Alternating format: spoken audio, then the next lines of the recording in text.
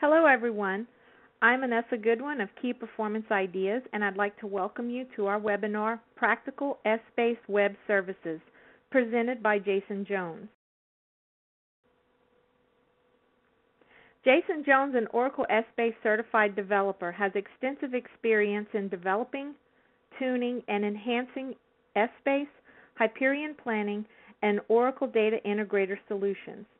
This experience is complemented with deep programming expertise that includes developing software in Java, mobile solutions for the iOS platform, relational databases like SQL Server and Oracle, and knowledge with many scripting and related tools that add value to EPM solutions.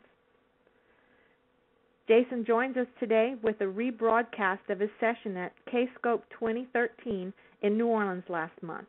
Welcome, Jason. Thank you, Nissa, for getting things started. A little about me. I've been working with Essbase since 2005. Done a lot with ODI. And perhaps more relevant to this presentation, I've now spent many years programming around Essbase.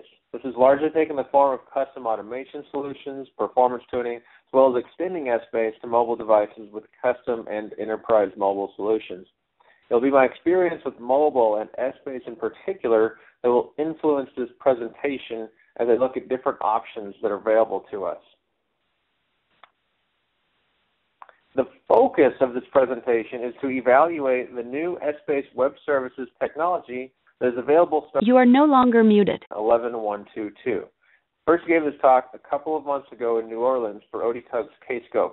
For those of you that aren't familiar, Kscope is a great conference, especially for technical folks looking for current and practical EPM knowledge from people at the top of their industries.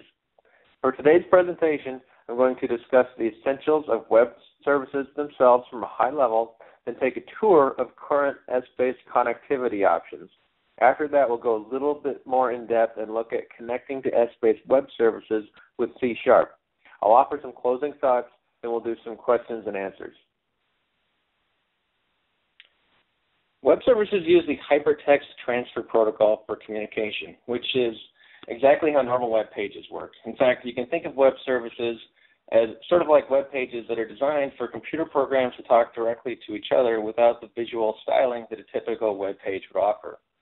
Among other reasons, web services are popular because they can operate over normal network ports with fewer security implications than, say, opening up a custom port or range of ports in a firewall.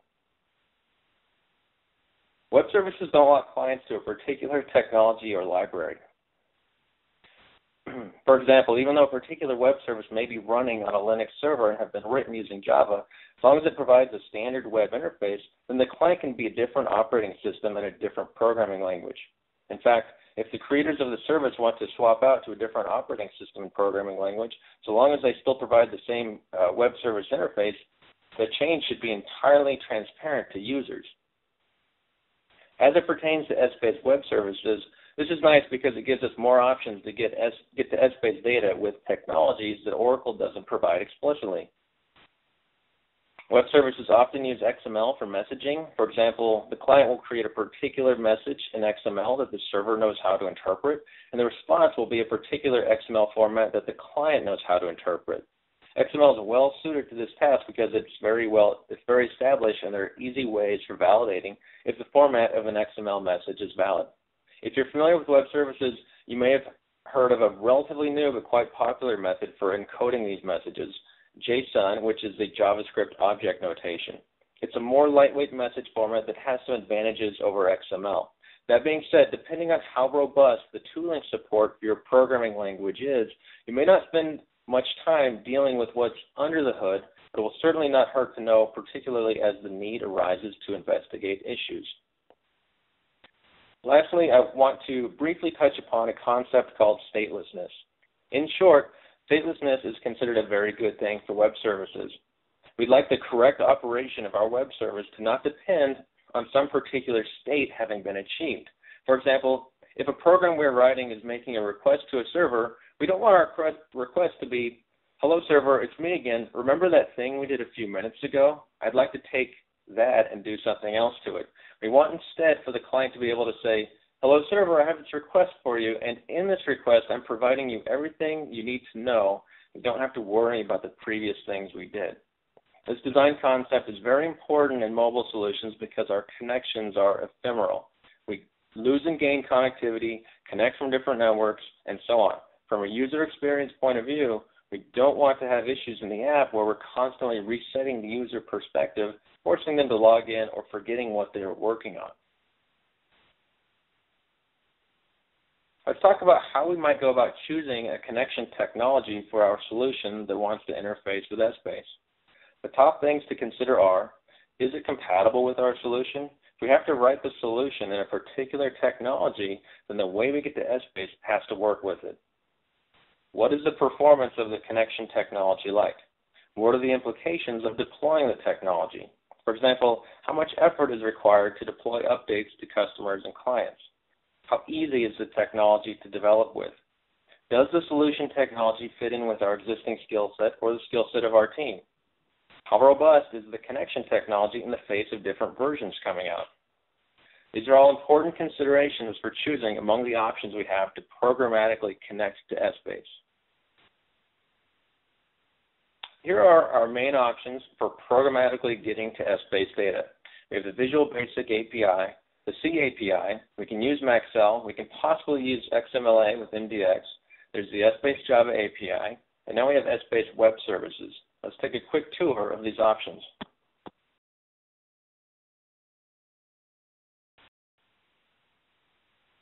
So the Visual Basic API is great if we want to automate and glue things together within Excel. It fits in well with workbooks that we want to automate or that have organically become homegrown reporting solutions. The downside of the VB API is that I think it has a limited usefulness for robust enterprise solutions, particularly if we're looking to deploy something to customers. The Essbase VB API is reasonably complete and full-featured within Excel, but it's likely to start breaking down for complex endeavors. Next, we have the Essbase CAPI. This is a very mature API. Fits in well with Windows solutions and is geared towards the Visual C++ toolset. C can be wrapped by many other languages in various ways and be used to write modules for them. You can also use the CAPI in our C++ programs. On the disadvantage side of things, C itself is a lower level language and this could impact our development time.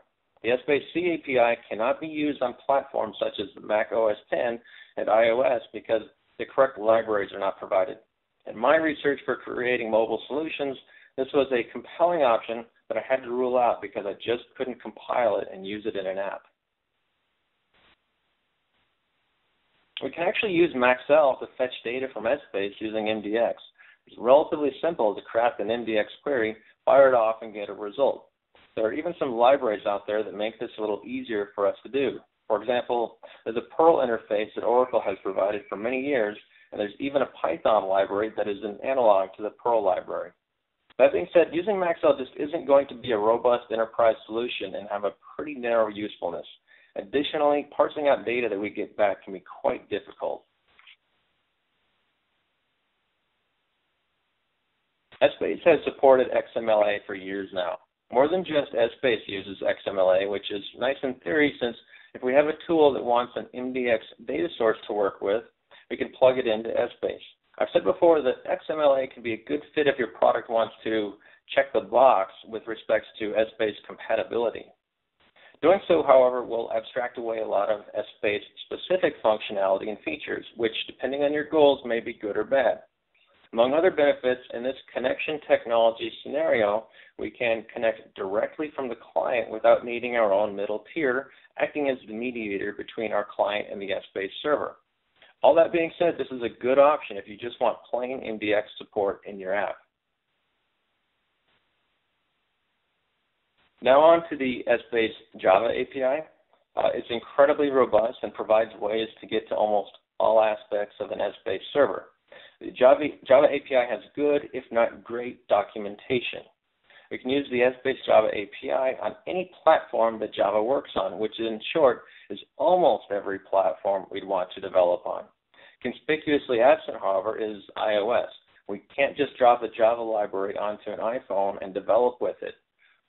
also tell you now that I'm quite familiar with the Essbase Java API and have invested countless hours in learning its nuances, of which there are many, but I am biased towards this. Now enter Essbase Web Services. The nice thing here, as with using MDX over XMLA, is not having to write a custom middle tier. As a web service, we get a solution that is language and platform agnostic. The WSDL SOAP paradigm is quite common, and good tooling support exists in many languages. There are some disadvantages to this paradigm, though. I say somewhat tongue-in-cheek that not having a middle tier is a disadvantage as well as an advantage, because I think you might just want one. I'll talk more about this in a bit.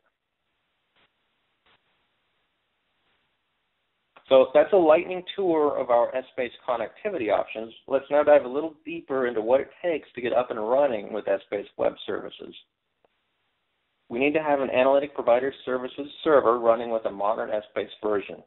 Essbase Web Services were first deployed on version 11.122. We will very likely need to generate proxy classes from the WSDL files. More on this in just a moment. And we proceed with our custom programming. The first thing we should do is see if we can tap into Essbase Web Services on our APS server. As I mentioned before, web services are kind of like web pages, but for computers. So a nice thing about them is that we can often just access them with a normal web browser. We'll do exactly that to make sure we have the right server name, port, URL, and so on. The address for Essbase Web Services is the server with APS and the port that it hosts them on.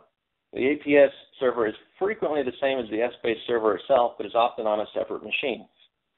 Your infrastructure documentation should let you know where to look. In the example here, I have the web services on port 9000, but again, this could be different in your environment. After that, we suffix on the Essbase-Web Services.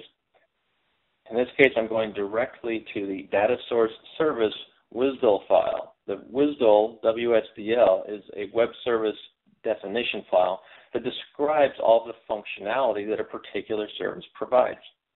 We can have multiple endpoints for a given service, and in the case of Essbase Web Services, the Datasource service is just one of the available endpoints. There's also an admin service endpoint and a query service endpoint.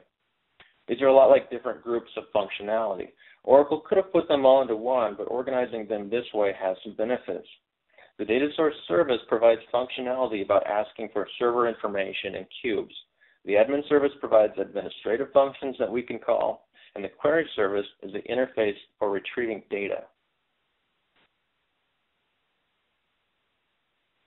The following screenshot is just viewing the Datasource service WSDL file in a web browser. As you may be able to see, it's just XML. The file and its other two counterparts will be used by us shortly to generate objects in our preferred language that will ease working with the web service. Let's take a look at generating proxy classes for C#.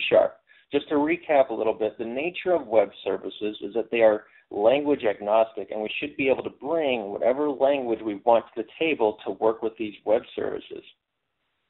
Generating proxy classes is a common way of interacting with web services because it gives us objects and a library in the programming language we want to work with that feel natural to us and take care of a lot of the boilerplate involved with using a web service. In C#, we have a service util program that, when given a WSDL file, generates a set of classes and other files that we can include in our solution. Other languages have different mechanisms for doing this. If you need to find one for yours, try Googling for the name of your language and WSDL generator and see what pops up. That being said, I've now tried two different C# proxy generation methods, one the old style, one the new style. There are some small problems with the format of the WSDL XML file that caused the proxy generator to fail. So I actually had to download the WSDL files to my local machine, edit them slightly, and then feed those into the proxy generation program. I also tried it with a generator for the Objective-C language, which is used on the iOS platform, and the same thing happened. So I think there are a couple of quirks that Oracle might not be aware of. I actually tried this with 11.123 last night, and the bug in the XML file still exists. So I'm going to get with them and let them know and see if we can get it resolved in the next version. If anyone out there has an issue getting things set up, just shoot me an email. I can get you the changes you need to make to the file. Here's just a screenshot showing a terminal window with the output from the service util program. I ran it and pointed it to the local WSDL XML file that I pulled down and edited. As you can see, the process generated a C# file and a configuration file with some basic parameters. The output from this step will be conceptually similar in other languages with some variations on the classes and files being generated. I just wanted to point out really quickly the issue with the schema for the Datasource service definition file. I can't guarantee that all proxy generation tools will have this problem, but as I mentioned, the one for C# does. The issue in this one is that an element was defined that wasn't introduced earlier in the file. And out of an abundance of caution, the generator threw an error and decided to quit without going further. Other tools might be more forgiving. Again, I've worked through these, so if you need some help, just let me know, and I can get you my versions of files or just point you in the right direction. This is on my Hyperion blog as well if you want to look it up there. After the proxy classes are generated, we can use our library to interact with the Essbase server via Essbase Web Services. The screenshot on the right shows a couple of the generated classes in C# and methods available on them. For example, our Essbase server object, which models an Essbase server and the things we can do to it, has a method that lets us ask for the version of the server. The Essbase cube object lets us ask for the type of the cube, its description, and many other things. Here's a sampling of things in the Datasource service. We can get the active cube and app with respect to our connection. We can look at how many connections are on an app. You can see how many dimensions are in a cube, what type of cube it is, metrics like the block size, compression ratio, and more. Often when we drill into the properties of one of these objects, we'll get even more objects that we can in turn interrogate for more information. For anyone familiar with the Essbase Java API, this will seem very familiar, yet different in many ways as well. This is just a very small code example where we get the count of connections on a particular cube. This is something that's relatively straightforward in the Java API, I think impossible using MDX over XMLA, but it's a good example of an instance where we can use the new API to do something without a custom middle tier by using the new web service functionality. Starting in the main function, we set up a new client on the web service. In this case, the exact server itself is set in a configuration file. We set some credentials to use, which in this case are hard-coded, but again, in real life, would be coming from a file or from the user or somewhere else. Then we do something weird, at least compared to how we would go about using the Java API. We have to get a handle of sorts to a particular object that the server knows about. This can be something like an outline, an app, a cube, or a server. You have to specify a unique resource identifier in order to get to it. Then we have a reference to it. In this case, it's a reference to a cube, and then we can perform actions on it. In this case, we just ask for the count of connections. Note that none of this code is a bunch of boilerplate for interacting with the web service. That's the nice thing about the technique where we generate the proxy classes. In this case, the Essbase cube object and the Datasource service client object, we interact with them like we would interact with any other class or library. Given our tour of the available technologies and methods that we have for connecting to Essbase and pulling down data or doing other things, I think we can identify a reasonable sweet spot for when you might want to use Essbase Web Services functionality. First of all, I think it's when you're not writing the solution in Java. If you're writing a solution in Java, for example, you're writing a servlet or a middle tier, I still think the Essbase Java API is the premier API with good functionality, performance, and documentation. You're also not writing the solution in Windows and C++. If you can use the C API and you're on a platform where you can compile it, I think you're going to want to use that, even if you have to wrap the API with your own libraries to make it a little more pleasant to use. Also, you're not writing your own custom middle tier. This is particularly poignant for mobile solutions. Ask yourself, do I have to connect directly to the Essbase data source from the app, or do I want to go through my own server? As I mentioned before, based on my experience with mobile and writing my own middle tier, there's some extremely compelling reasons to want your own. particularly as it pertains to your app's design, performance, and more. Another situation is if XMLA is not deep enough for you. It's been around for a while, but it does have some limitations and quirks that could be troublesome for certain use cases. Where that leaves us is that, in my opinion, if you want to access Essbase data and metadata directly with no middle tier from a technology other than Java and C++ that can't wrap the CAPI, then Essbase Web Services is a good candidate for use. As previously mentioned, you also have to be okay with only being able to access Essbase versions 11.122 and up. I think where this puts you is in ADF solutions or writing something with JavaScript or even in C# as I've done here. I get the impression after working a bit with Essbase Web Services, it was something Oracle decided to create for themselves in conjunction with ADF, and they said, hey, someone else might want to use this, and let's throw it over the fence and see what happens. I mentioned the notion of statelessness earlier in the webinar, and I wanted to revisit it. This applies to more than just Essbase Web Services and applies especially to when you might want to create your own web service middle tier. Statelessness is the ability to make a request that is not dependent on previous requests having been made. This is a very popular development paradigm, and you also hear it mentioned in the context of RESTful web services. REST is a web design philosophy that has at its heart the notion of statelessness. This works particularly well with ephemeral connections, such as how we might connect to Essbase data from a mobile device. Let's think about connecting to Essbase from SmartView or the add-in. We connect, we retrieve, we zoom in on something, but then we walk away for a couple of hours. What happens when we retrieve again? Well, typically we need to re-log in. Why? Because we had a session that was being tracked by the server but is now timed out. We have to log in again to establish a new one. Particularly on a mobile device, we don't want to lose our state and do things like having to re-log in and reselect a point of view and so on. So how we want to design our API and the mobile app is that everything needed to fulfill a single particular request is going to be sent on the request itself. For the example of an ad hoc grid query, this would mean sending our credentials, the basis grid, the operation to perform on the grid, such as zoom in and pivot, and any display options that are necessary, like suppress missing or display missing and 0 and things like that. The server then has everything it needs to fulfill that request without having to know about previous requests.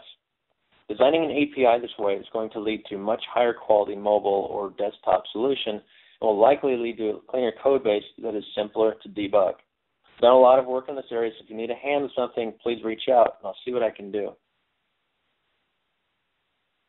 For closing thoughts, I think that Essbase Web Services have a specific use case, and you should carefully evaluate your options and requirements to make sure that you're using the right technology for your needs. If you're connecting to Essbase servers from your product, consider writing your own middle tier if you haven't already.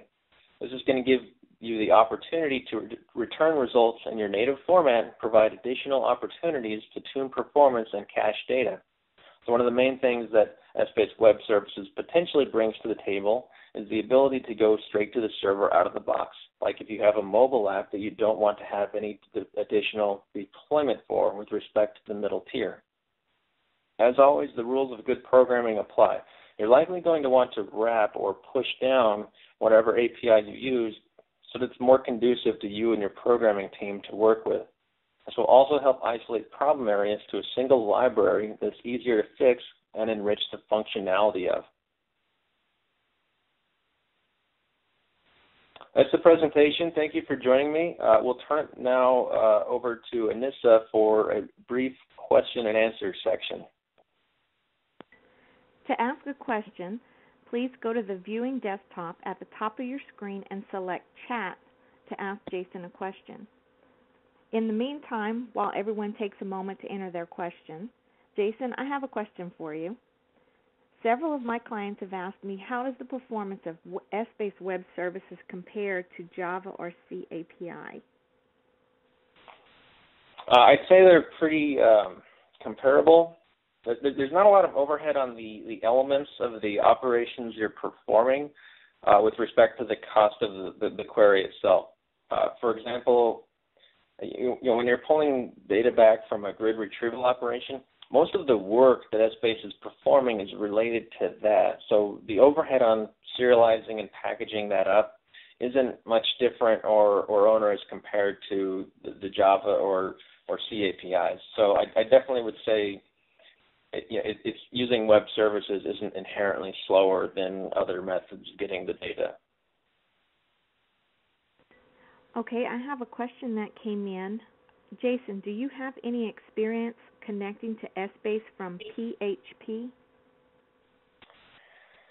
I've never tried it myself. I think, particularly on that platform, you're going to have a couple of ways to go. You could use this, Essbase Web Services technology to connect the PHP server to Essbase. If you're feeling very adventurous, another route might be you could build a module on top of the Essbase C API and add that to your web server. That's similar to how the MySQL library works for PHP. That's probably a much more difficult way to go, so I'd be compelled to go with consuming the web service. If at all possible, you might be better served just to switch to a Java-based web server, just so you can. That's going to be the fastest route to productivity, right? You just drop in the Essbase Java API and get running. But PHP, in theory, should definitely be viable. We have a few questions that have come in, but we're running out of time now.